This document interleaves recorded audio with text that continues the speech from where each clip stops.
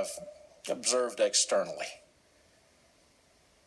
more so than intimately. And I'm really thinking about Yancey yesterday, Governor McGill, senator from Williamsburg.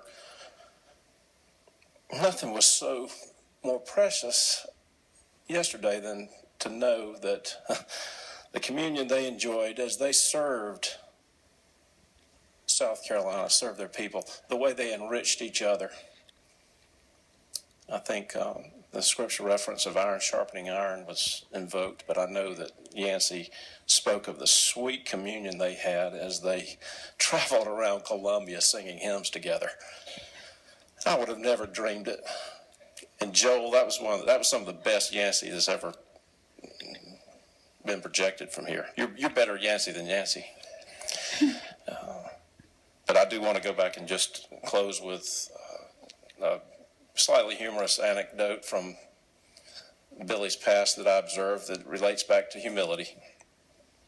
I don't know who's responsible for that big new bridge they built across the Saluda there at Ware Shoals.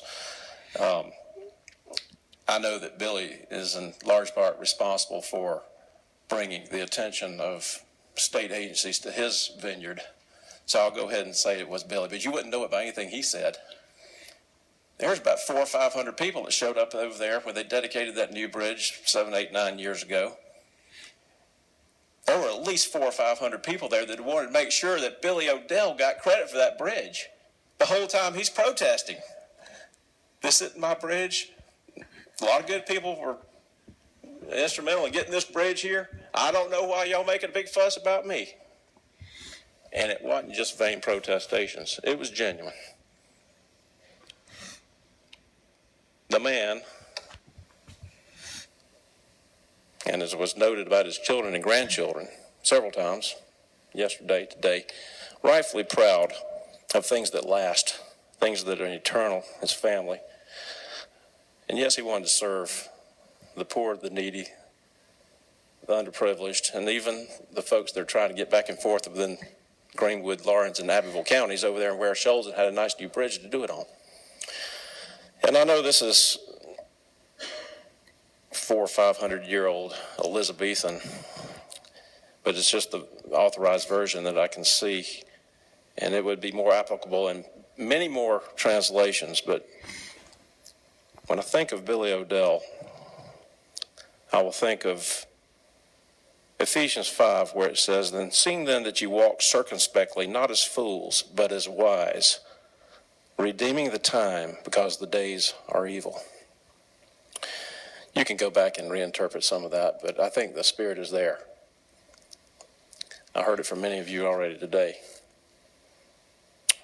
I will long remember and cherish, and even in my own personal life, try to embody what Billy represented to all of us. Thank you, Senator. Senator Morey is recognized. Mr. Rankin.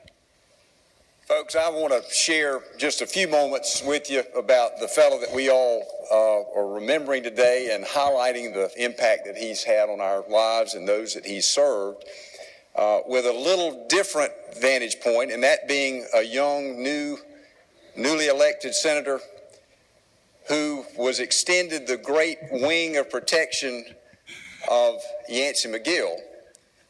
When I first joined the Senate, I roomed with Yancey, and it wasn't just one wing of protection and comfort and guidance that I was extended, but really two, because as went one, so went the other, and that was the odd couple of Billy O'Dell and Yancey McGill.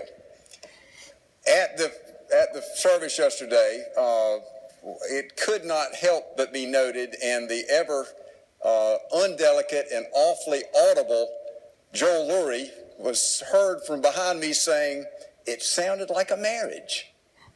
24 years they served and roomed together, and I knew that it was a long time deal, but I didn't know that it was 24 years. But what a great contrast in personalities and effective styles, equally strong in each rank, But again, the symbiotic relationship that those two had, that was on constant display, and in my view, not with one sweet mate, but with two, because again, where one went, the other followed. Generally, Yancey drove, and I thought, what a cute way of invoking his valet service that was available. But truly, what a partnership that they had. I was a beneficiary of that, personally and politically, because when Yancey was hungry, Billy was hungry, and they wanted to go eat, and Billy said, let's go. And where did they go? Upstairs at this fine club. What was it called? The Summit Club, I think. I was a beneficiary of that. I got to go a number of times, and you could never pay Billy back. You could never buy the meal. And for some of you who know my frugal ways, you know that's right up my alley. But truly a giving fellow who could not be, you could not outgive him. So a beautiful testament yesterday that Yancey gave. In fact, as a number of you have commented, what an emotional and heartfelt relationship that they had, and the loss that he had, but again in the hope of our legacy that we all are aspiring to, and the hope for a better day, and the hope that the sermon evoked us to embrace, and that to make a difference in your lives, on full display. And as we remember him today, and again, the loss in this Senate, and the loss of our loved ones, and the losses that we have all celebrated and suffered together and remembered together. Again, a guy who, to me, had the most graceful presence, who, though the invocation by the granddaughter, never known by me, but the strength of character that guy had to not sign off his letters, I love you, but who said, stand tall. A guy who in this political world of look at me, see what I'm doing for you, who stood tall but didn't want anybody to know it except those who his lives or their lives he was trying to impact upon to make them better people.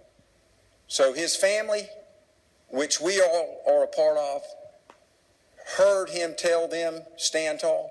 Folks, we in this Senate, in our families, the testament is, let's do the same. Let's have an impact on our lives so that not when we meet our Maker and they celebrate or really celebrate the passing of our lives, when they all come together as we did yesterday, who may know him, who may not know him, who may know us, but who may not know us, but the people that will count will be able to say, he made a difference in our lives. That is the legacy of the quiet, standing tall Billy O'Dell that I celebrate with y'all today.